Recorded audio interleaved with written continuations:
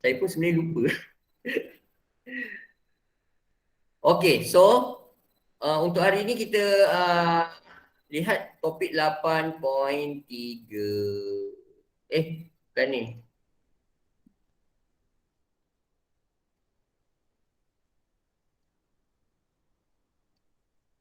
Okey, 8.3 berkenaan dengan penubuhan Majlis Perundangan Persekutuan. Kita selalu dengar MPP kan, Majlis Perundangan Persekutuan. Jadi korang pun tak faham apa benda ni MPP ni cikgu. Kan, Majlis Perundangan Persekutuan ni apa dia? Binatang ke? Makhluk apa ke kan? So, kita akan tahu daripada sinilah. Okay, so awak nak tahu terus kena tahu apa peranan dia sebenarnya. MPP ni apa benda, fungsi dia. Fungsi, peranan, tugas. Fungsi, peranan, tugas MPP ni apa dia? Okey, peranan fungsi tugas MPP ni, Majlis Perundangan Persekutuan, adalah menggubal undang-undang pentadbiran peringkat persekutuan tanah Melayu. Okey, dapat? Okey. Cuba Rashid baca, Rashid. Rashid ada tak? Rashid. Ya, cikgu saya. Awak tolong baca peranan APP tu, baca kuat-kuat sikit. Menggubal undang-undang pentadbiran peringkat persekutuan tanah Melayu. Okey, apa maksud menggubal undang-undang? Okey, maksud menggubal undang-undang, dia ada kuasa untuk mewujudkan, mencipta, membuat undang-undang peringkat kerajaan persekutuan. Maksudnya undang-undang untuk seluruh negara kita pakai, dia yang mencipta undang-undang tersebut. Itu peranan MPP. Peranan MPP mewujudkan sebuah undang-undang baru untuk negara kita. Yang biasanya akan bila dah terhasil sebuah undang-undang itu akan dinamakan akta ke macam itulah. Okey? Itu peranan MPP. Peranan MPP zaman dulu, dia kalau zaman sekarang kita sebut parlimen. Pernah dengar tak parlimen? Ni bangunan parlimen, nampak tak? Ni buku teks tingkatan 5 nanti korang. Inilah bangunan. Ini gaduh-gaduh tu. Gaduh-gaduh. Dia bukan gaduh, dia sebenarnya berdebat, nak menegakkan kebenaran, masing-masing nak berhujah kan, pandangan siapa betul kan.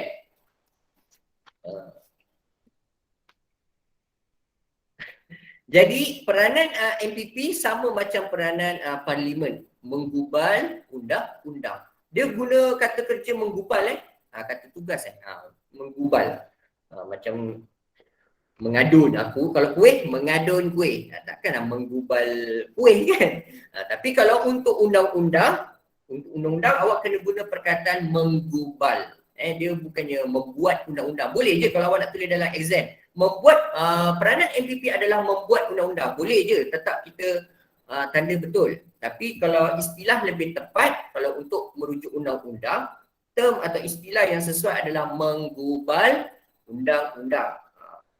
Kadang-kadang kita dengar menggubal menggubal akta kan, macam itulah. Okey, dia apa saja perlembagaan atau undang-undang kita guna perkataan menggubal.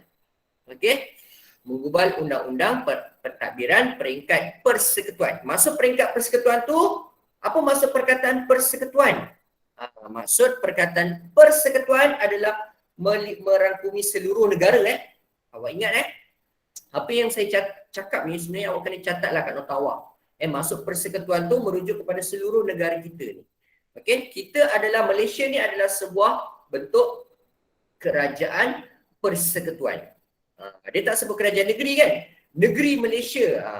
Malaysia merupakan sebuah negeri, sama taraf dengan negeri Johor, Melaka tak. Dia tak sama taraf. Malaysia dengan Johor, Melaka, Perlis, Pulau Pinang tu tak sama taraf. Malaysia tu lebih besar berbanding Johor, Selangor, sebab yang tu semua negeri kan. Tapi Malaysia adalah merupakan sebuah persekutuan, gabungan daripada beberapa buah negeri, maka ianya disebut persekutuan. So lepas ni awak kena faham lah maksud persekutuan. Nak faham lagi maksud persekutuan, nanti tingkatan 5 awak belajar benda tu. Kerajaan persekutuan, sistem persekutuan. Awak belajar tau topik khusus kat tingkatan 5 nanti sistem persekutuan awak belajar. Nanti awak faham lah maksud persekutuan tu apa. Maksud persekutuan tu senang kata contohnya kerajaan Malaysia lah. Malaysia ni merupakan sebuah kerajaan persekutuan yang ada 13 buah negeri. Macam itulah. Okey? So harap awak fahamlah apa maksud persekutuan. Tapi kalau sebab kat sini kalau awak tengok peranan MPP kan, dia tidak menyebut menggubal undang-undang pentadbiran peringkat negeri. Ada tak disebut? Dia tak sebut. Kalau disebut menggubal undang-undang pentadbiran peringkat negeri, itu bukan peranan MPP ataupun parlimen ke apa, itu biasanya peranan DUN, Dewan Undangan Negeri. Kalau zaman sekarang kita sebut Dewan Undangan Negeri. Okey. Majlis negeri kan. Okey. Tapi kalau sekarang yang gubal undang-undang peringkat persekutuan adalah Parlimen Malaysia, Dewan Rakyat tu, ada Dewan Rakyat, Dewan Negara. Okey, kemudian sedikit info, okey, nak memahami cerita tentang penubuhan Majlis Perundangan Persekutuan ini, MPP ni. Okey, pilihan raya MPP 55 telah dimenangi oleh Parti Perikatan. Ni semua tahu, dimenangi oleh Parti Perikatan. Ingat lagi tak berapa kerusi dia dapat menang? Berapa kerusi dia menang? Siapa boleh beritahu saya? Ingat lagi tak korang? 2 kerusi. Okey. Ada 52 buah kerusi. Sekarang ni pilihan raya MPP 55 ada 52 buah kerusi yang dipertandingkan. Parti Perikatan menang berapa daripada 52 buah kerusi? 51. 51. Dua sikit sangat tu. Dua tak menang tu. Okey, Parti Perikatan menang 51 buah kerusi daripada 52 kerusi dipertandingkan. Peringkat MPP 55. Satu kerusi tu siapa menang? Ingat lagi tak?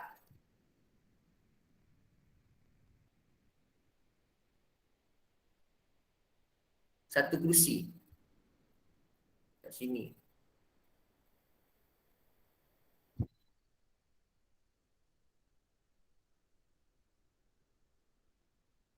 Satu kerusi parti PAS lah. Korang ni lupa ni. Nampak tak? Kan kita dah tunjuk. Ni. Keputusan pilihan raya MPP 55. 51 kerusi dimenangi oleh Parti Perikatan. Nampak? Satu kerusi dimenangi oleh Parti PAS ni, Parti Islam Setanah Melayu. PAS menang satu kerusi je. Yang lain langsung tak menang satu kerusi pun. Okey. So kena beringat lepas ni Okey, next. Okey, so ini sedikit perbandingan apakah bezanya Majlis Perundangan Persekutuan tahun 1948 dan MPP 1955. Okey, kalau untuk tahun 48-55, untuk 48 disebut 52 ahli tidak rasmi. Ya. Ada hal nak kena off Google Meet, boleh nak keluar. Okey. Terima kasih.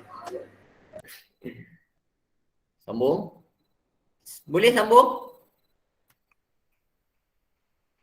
Boleh. Iklan pula. Ni ada hal tapi ada juga tu. Okey, MPP 48 so ada 52 ahli tidak rasmi dipilih dalam kalangan masyarakat tertentu. Okey. Ni siapa yang pilih?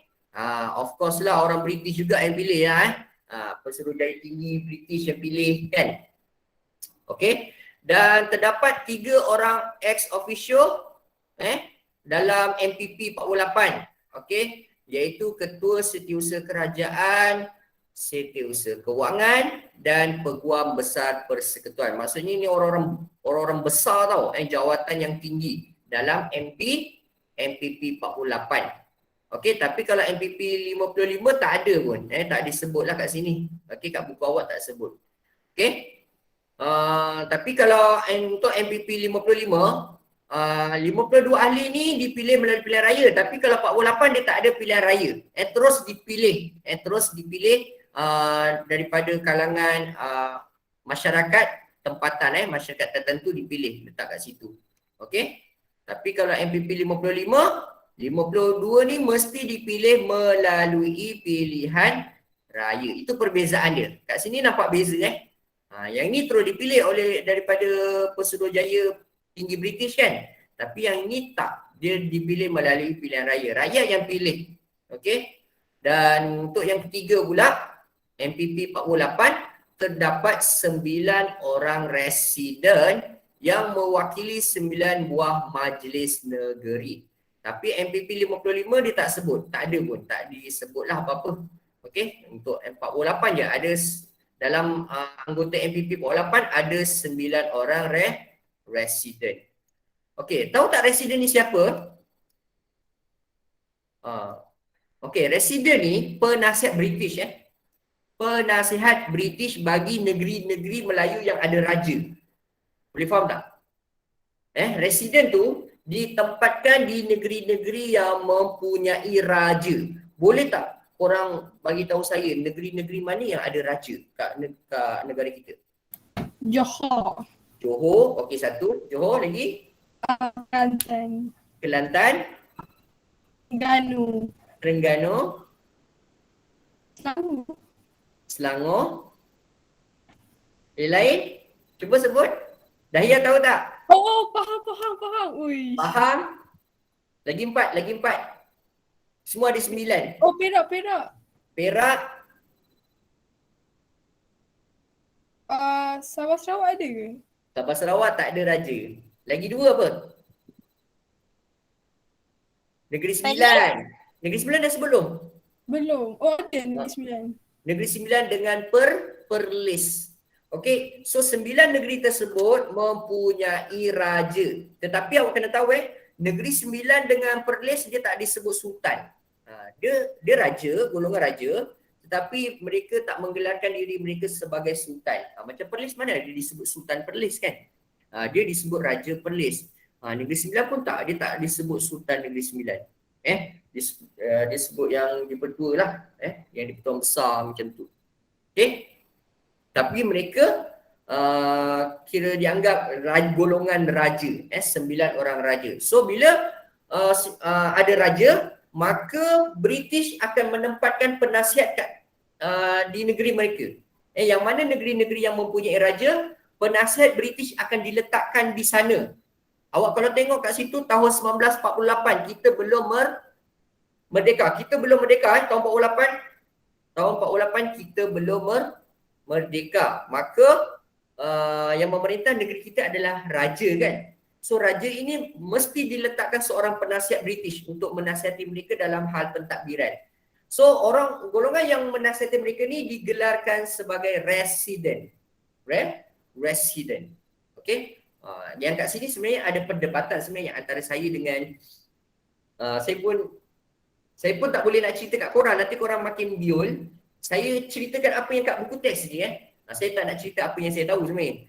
Saya cerita apa yang kat dalam buku teks je. So awak anggap je MPP 48 ni ada 9 orang residen yang diletakkan di situ yang mewakili 9 buah majlis negeri. Tapi kalau awak nak sebut terdapat 9 orang residen yang diletakkan di situ pun tak apa. Pun dah dapat markah dah dapat poin juga kat situ.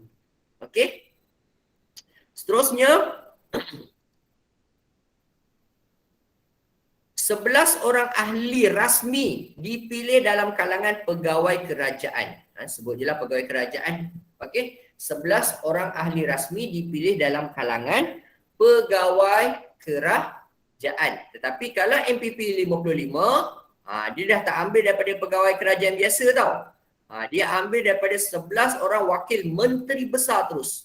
11 orang wakil menteri besar yang mewakili negeri-negeri di tanah Melayu. Tapi awak sebut je lah yang hitam ni pun tak apa kalau dalam exam 11 orang wakil menteri besar. Okey, cukup. Okey. Dan MPP tahun 48 Apa kat sini tak ada sebut. Kat sini apa yang disebut tahun 55? Mempunyai ahli lantikan yang mewakili kumpulan yang berkepentingan. Pihak usahawan, usahawan ni biasa businessman lah. Orang-orang bisnes, orang-orang yang berniaga.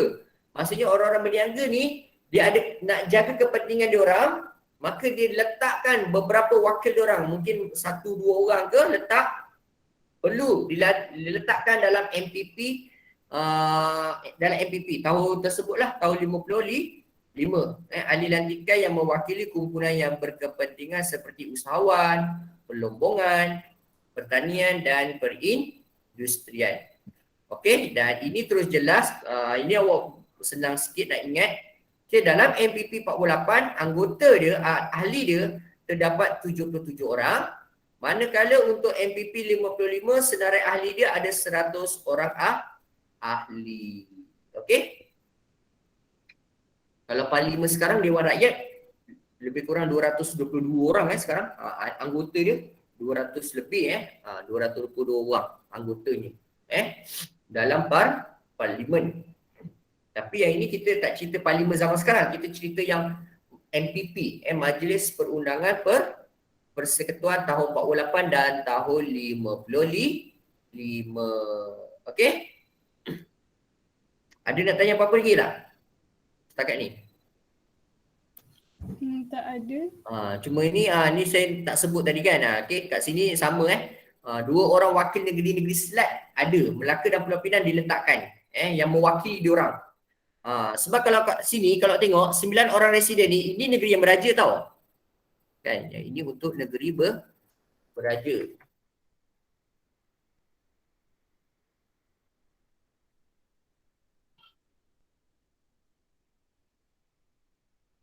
Jadi kalau ni negeri tak beraja.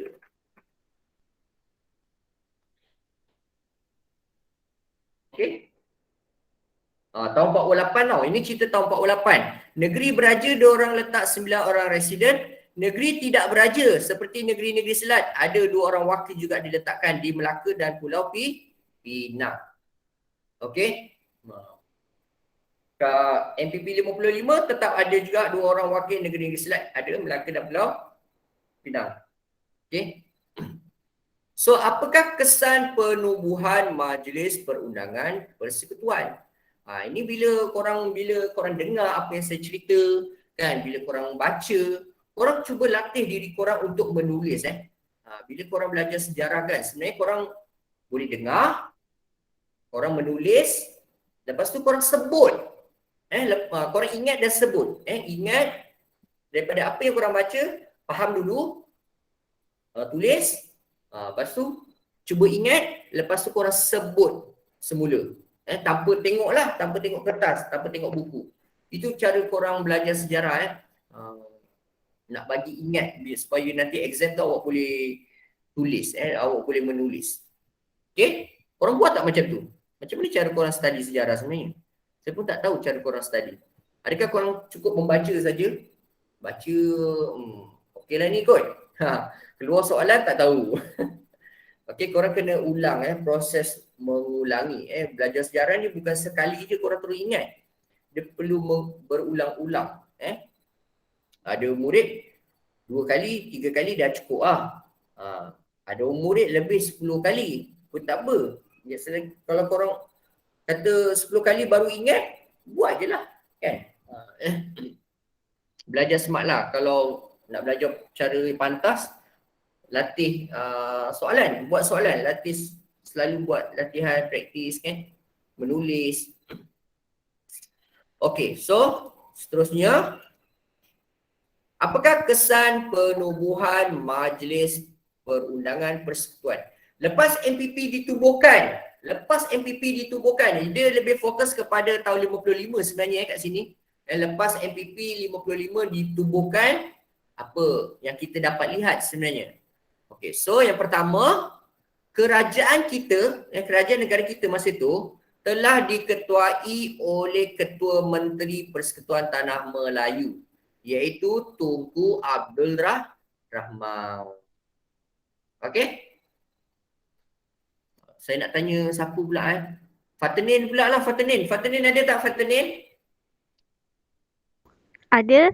Okey. Okey, cuba awak jawab soalan ni. Soalan ni tak susah pun. Kenapa MPP tu diketuai oleh Tunku Abdul Rahman masa tu? MPP tu kenapa diketuai oleh Tunku Abdul Rahman masa tu? Agak-agak apa?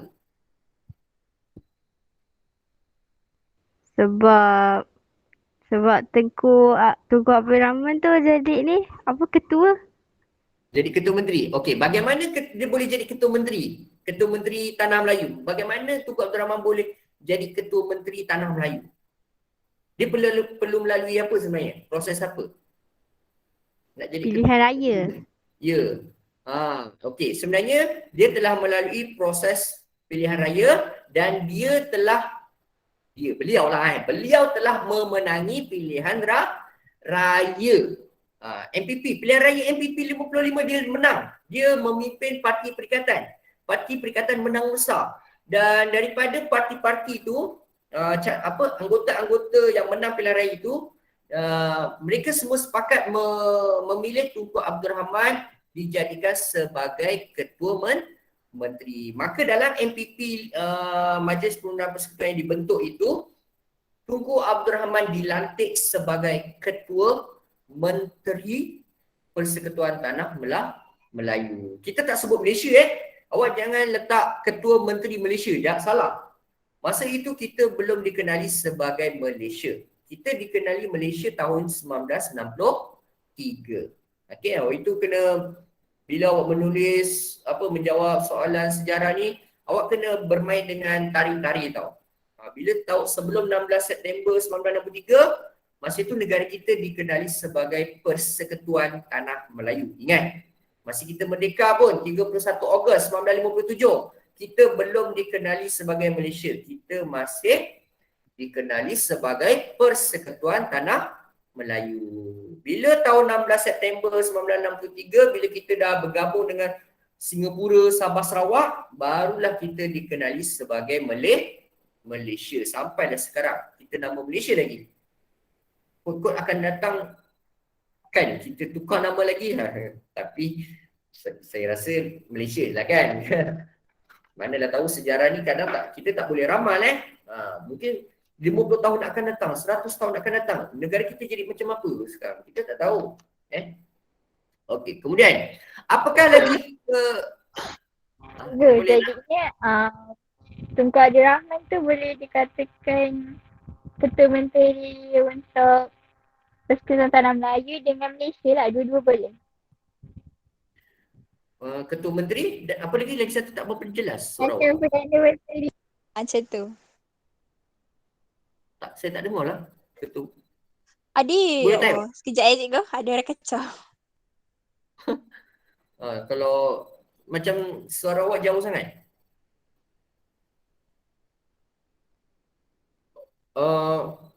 Okey, bila masa sebelum negara kita merdeka, Tunku Abdul Rahman sebagai Ketua Menteri Persekutuan Tanah Melayu. Tetapi bila negara kita merdeka, bila British bagi kemerdekaan pada 31 Ogos 1957, ingat Nuri deh?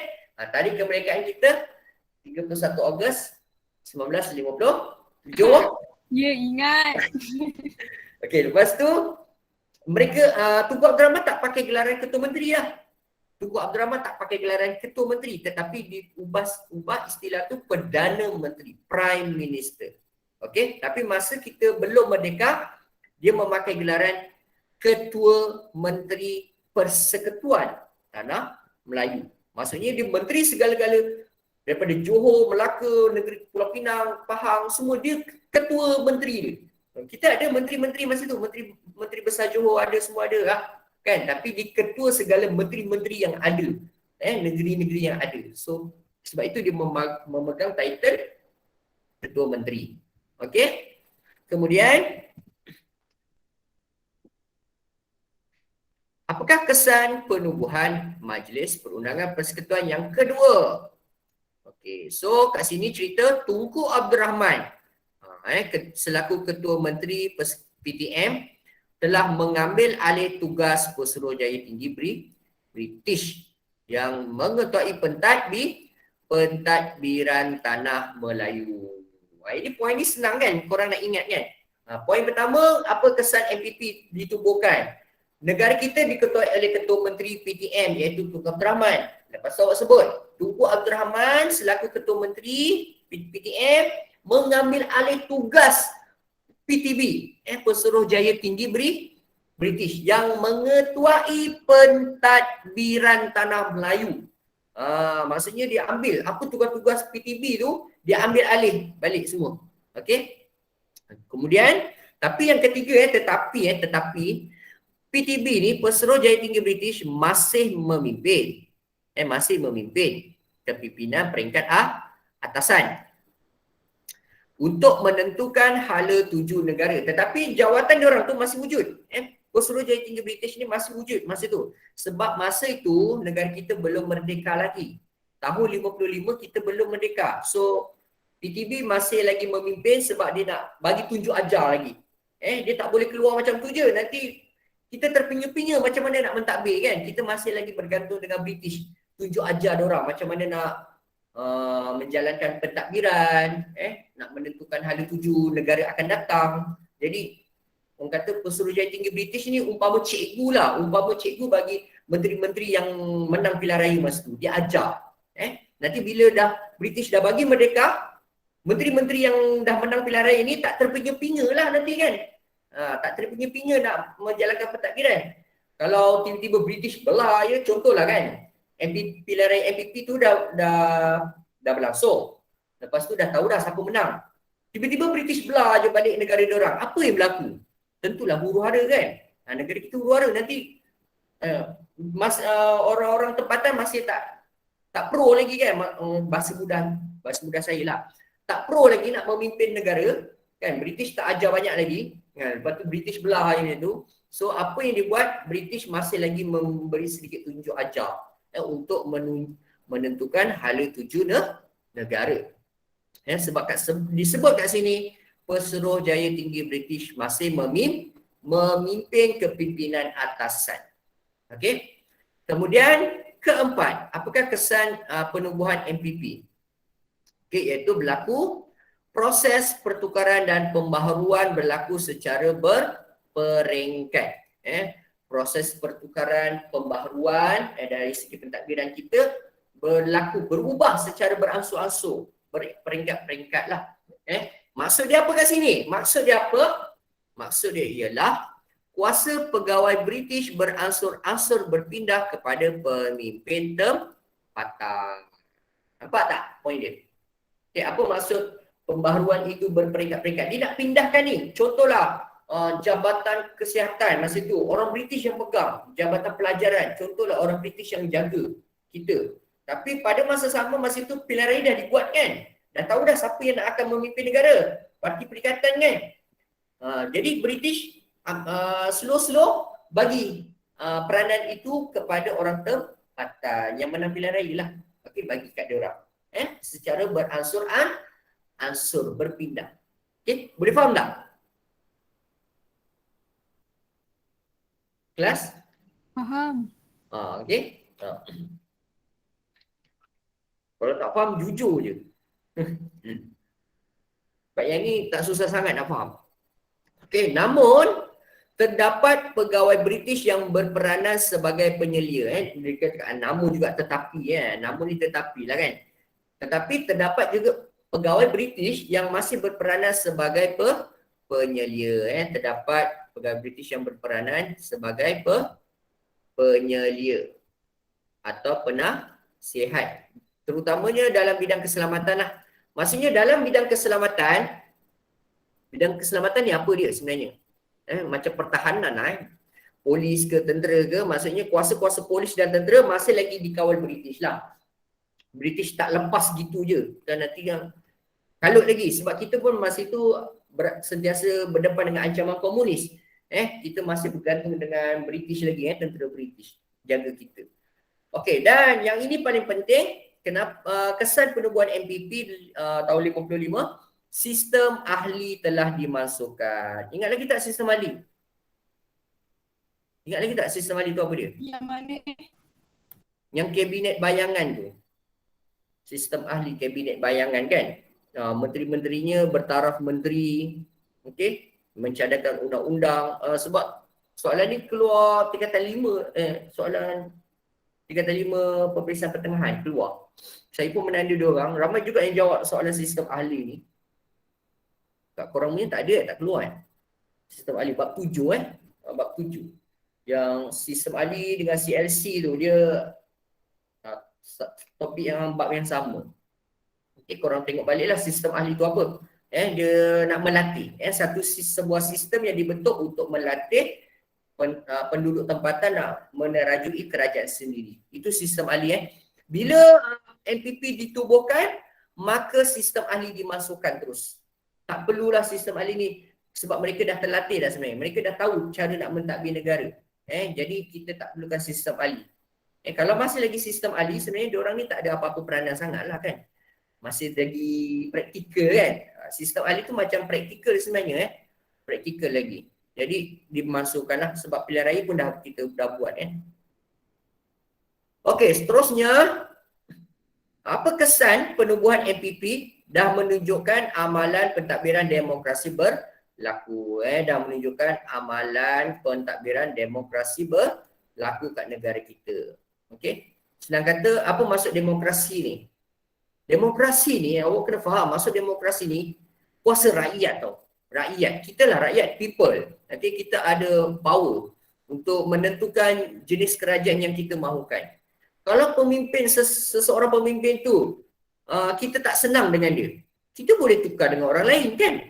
Itu kuasa rakyat. Demokrasi ni memang rakyat ada power yang besar sebenarnya. Okey, rakyat ada kuasa nak tegur, ada suara. Kita ada kebebasan bersuara nak tegur pemimpin. Sebenarnya dalam negara, istilah demokrasi tu, rakyat memang ada hak untuk mengkritik pemimpin. Itu fahaman saya lah demokrasi tu. Tapi bukan menghina tau. Bukan memaki, menghina. Bukan itu. Maksudnya boleh mengkritik, kita boleh tegur. Itulah demokrasi. Tapi kalau pemimpin itu tak boleh ditegur, seseorang pemimpin itu tak boleh ditegur, tak boleh dikritik, itu namanya pemimpin yang berkuasa mutlak. Pemimpin yang bersikap diktator, yang bersikap kuku besi. Kalau macam tu, dia tak demokrasi lah. Kan? Tapi negara kita ni negara demokrasi. So kalau pemimpin kita buat benda tak betul, rakyat boleh tegur. Rakyat boleh tegur. Kita ada kebebasan bersuara. Okey. So MPP itu menunjukkan amalan demokrasi itu dah berlaku kat negara kita. Sebab British sanggup memberikan orang tempatan itu kuasa. Menjalankan pentadbiran dia orang. Itulah demokrasi. Dan kalau apa bukti lagi demokrasi? Apa bukti MPP demokrasi? Buktinya orang-orang yang duduk jadi anggota MPP ni adalah orang-orang yang dipilih oleh rakyat. Nampak tak? Apa maksud demokrasi? Kalau contohlah kan, mengapakah MPP ini dianggap demokrasi? Mengapakah MPP itu dianggap demokrasi? Awak boleh jawab. Kerana anggota MPP itu, siapa-siapa yang menjadi anggota ahli MPP, mereka dipilih oleh rakyat melalui pilihan raya. Itu bukti dia. Awak jawab macam tu. Okay, kalau ada soalan, tanyalah soalan hebat kan. Apa bukti mereka demokrasi ni MPP ni? Mereka dipilih melalui pilihan raya. Dipilih oleh rakyat melalui pilihan raya. Itulah kuasa rakyat itu. Rakyat tu, daripada rakyat ni. Demokrasi ni mesti daripada rakyat. Awak bila soalan demokrasi dia tanya, hebat tentang demokrasi, mesti ada perkataan rakyat. Jangan tertinggal perkataan rakyat. Itu subjek penting. Nak faham demokrasi. Okey, kemudian apakah kesan penubuhan MPP? Iaitu menunjukkan kejayaan, sukses, menunjukkan kejayaan kerajaan persekutuan yang dibentuk dan dipimpin oleh rakyat kita sendiri, rakyat tempatan, iaitu ahlinya dipilih oleh rakyat. Okey, menunjukkan kejayaan kerajaan persekutuan yang dipimpin oleh rakyat tempatan, keyword dia, yang mana dipilih oleh rakyat. Nampak tak? Ini kalau kat kelas bersemuka ni, minta korang hafal ni sebelum kita balik ni. Boleh hafal tak? Kalau semua ni, boleh hafal tak? InsyaAllah. InsyaAllah. Liana boleh Dahia.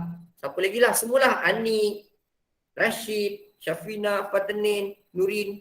Semua kena hafal lah benda-benda ni. Kesan penubuhan MPP. Sekejap lah, saya nak minum air jap. Haus.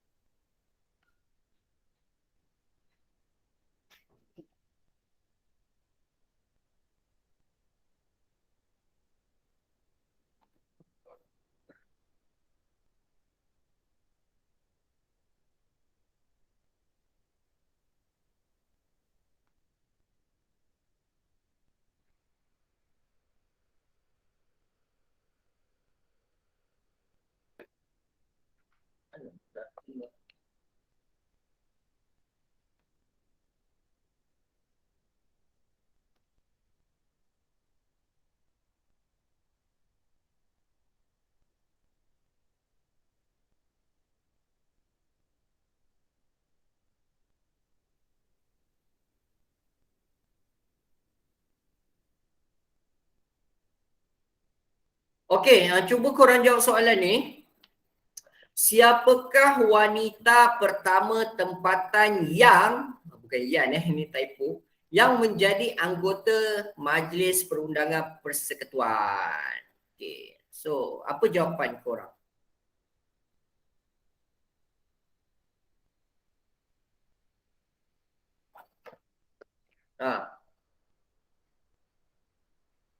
Jumpa tak? Siapa jumpa?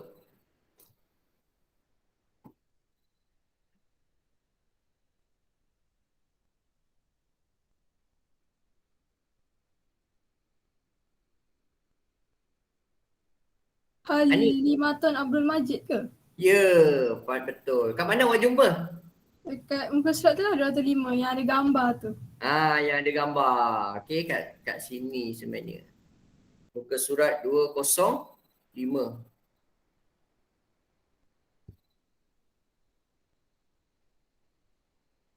Ni. Nampak orangnya. Halimaton Abdul Majid ketika mengangkat sumpah sebagai ahli MPP. Beliau merupakan ahli wanita pertama. Ahli wanita pertama MPP. Nama dia Halimaton Abdul Majid. Okey. Awak boleh juga jumpa nama dia kat muka surat 103 cuba korang keluarkan buku teks muka surat 103 Halimaton Abdul Majid. Nampak tak? Kalau saya tunjuk kat sini. Tu. Nampak tak? Itu Halimaton Abdul Majid. Dia menyertai pergerakan wanita dalam membantah Malayan Union. Okey? Dengan Datin Putih Maria, Cikgu Zara Abdullah. Dia menyertai gerakan, orang kata daripada golongan-golongan perempuan lah, menyertai bantahan daripada golongan wanita untuk membantah pengisytiharan Malayan Union, pembentukan Malayan Union. Okey, Halimaton Abdul Majid, tokoh utama ni. Sejak 46 dia dah main peranan penting dalam negara dan tak salah lah, tak salah kalau diberikan beliau sebagai anggota wanita yang dalam MPP itu, MPP yang main peranan penting dalam negara.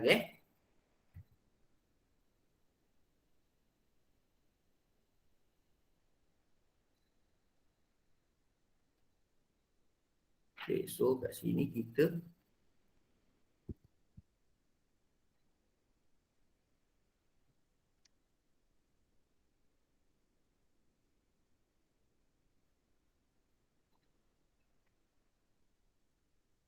Kalimatun Abdul Majid.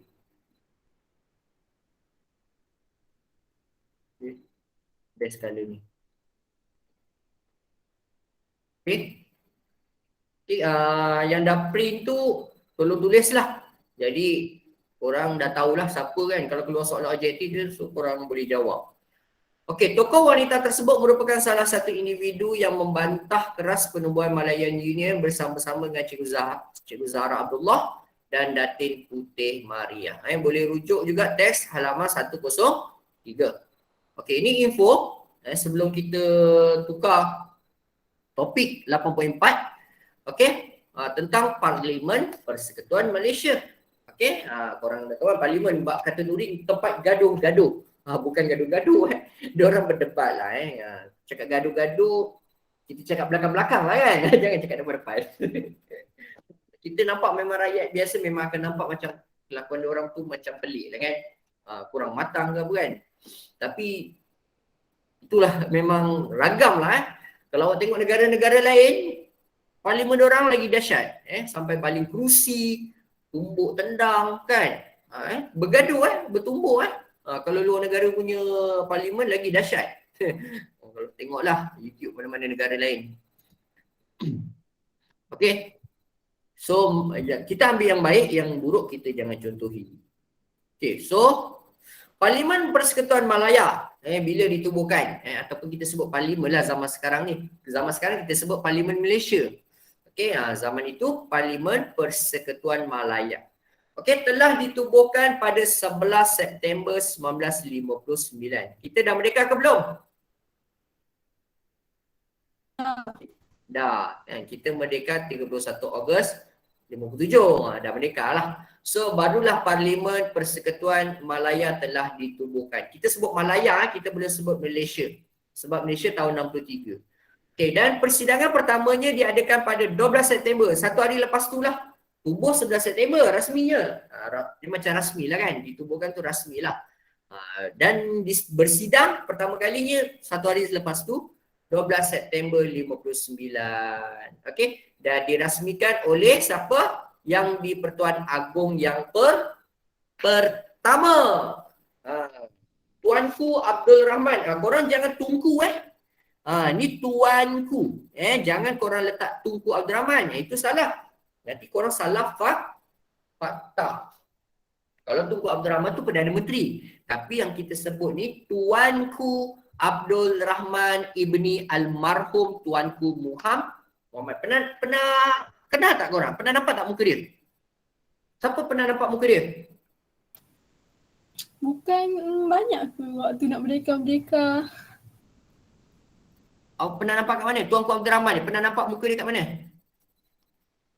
Yang mana tu? Tuanku Abdul Rahman yang di Pertuan Agong pertama. Pernah nampak tak muka dia? Tahu tak muka dia yang mana? Pernah tu. Ha? Pernah ada buku teks sejarah Darjah 5. Ada ke gambar dia? Gambar dia? Ada dia tu. Saya ingat Darjah 5. Siapa yang tak pernah nampak muka Tuanku Abdul Rahman ni yang di Pertuan Agong yang pertama? Siapa yang tak pernah nampak? Angkat tangan. Perdana Menteri sekarang pun saya confuse yang mana cikgu. Perdana Menteri alamak, ini tak boleh pula kat sini. Ada gambar lain. Okey. Tuanku Abdul Rahman ni hari-hari sepatutnya korang boleh nampak, boleh kenal tau muka dia. Kenapa? Sebab Dekat duit. ya, pandai. Duit. Itulah Tuanku Abdul Rahman. Okey. Sekejap kat buku teks ada ke tak Handsome juga orang tu. Handsome. Ramai tak ayat tu. Kejap. Crash Nurin. Lah aku belum kena. Nak tunjuklah muka jelas sikit kan. Nanti tak nampak pula. Cikgu tunjuk duit warna purple cikgu. Tu sama orang mati tu. Itu Diman. Kejap. Saya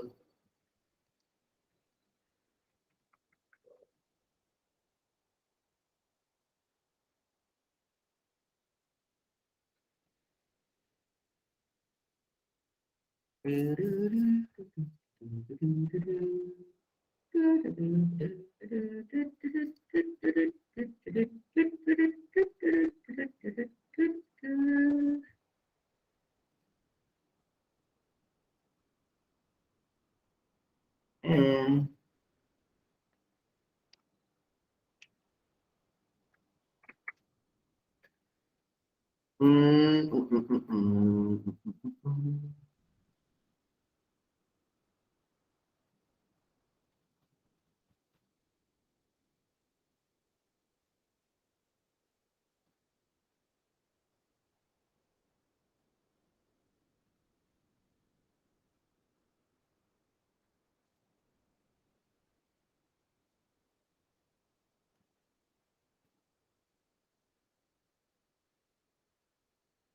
Sekejap saya nak tunjuk kat korang bukanya lah.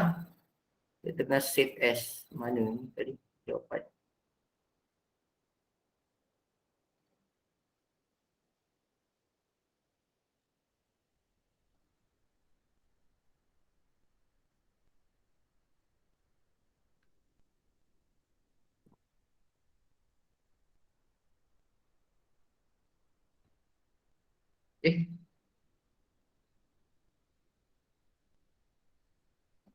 Luar. Bukan.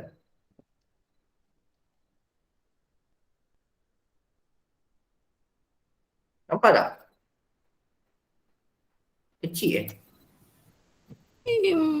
Serius lah macam lain je. Ni lah. Yang di Pertuan Agong pertama. Tuanku Abdul Rahman. Ni siapa? Yang di Pertuan Agong pertama. Tuanku Abdul Rahman. Ibu Oh, ni Tuanku yang tuanku bukan Tunku, bukan Perdana Menteri. aduh. Yang di Pertuan Agong pertama. Ya, betul. Pertama. Kena cari gambar saiz besar kot. Nampak tu. Nampak Kau nampak tak apa lah. Dia dari negeri mana punya raja? Negeri Sembilan. Negeri Oh. Sembilan.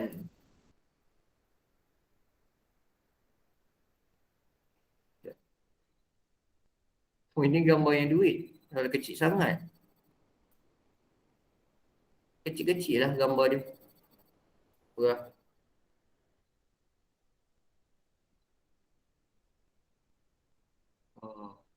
Ni apa ni?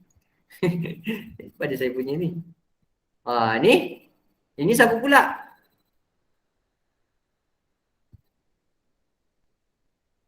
Itu siapa kenal tak? Tak keluar Tak ada pun. Sekejap. Kenapa tak keluar?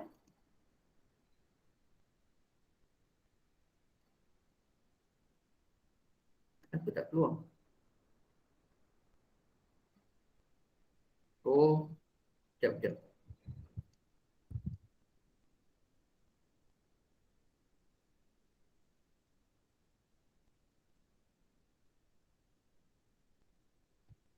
Ni, kenal tak?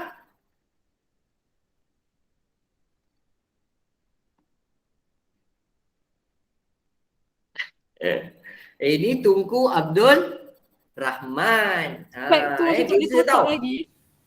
Nama sama tau. Awak tengok Perdana Menteri pertama kita dan yang di Pertuan Agong pertama nama sama tapi gelaran lain. Tuanku dengan Tunku. Okey, yang ini Perdana Menteri kita Tunku ke Tuanku? Tuanku. Ya, ni Tunku. Tak ada A Tunku Abdul Rahman Putra Al-Haj. Perdana Menteri kita yang pertama.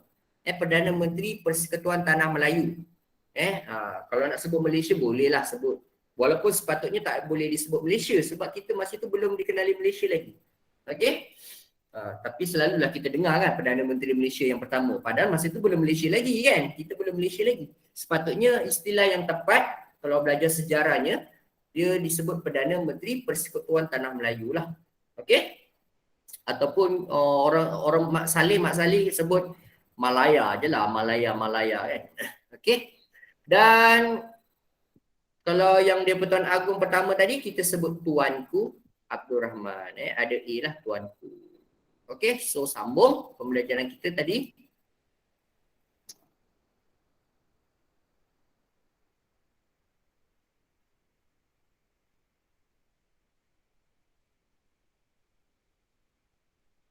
Okey, ni ini parlimen tadi kita cerita tentang Parlimen Persekutuan Malaya.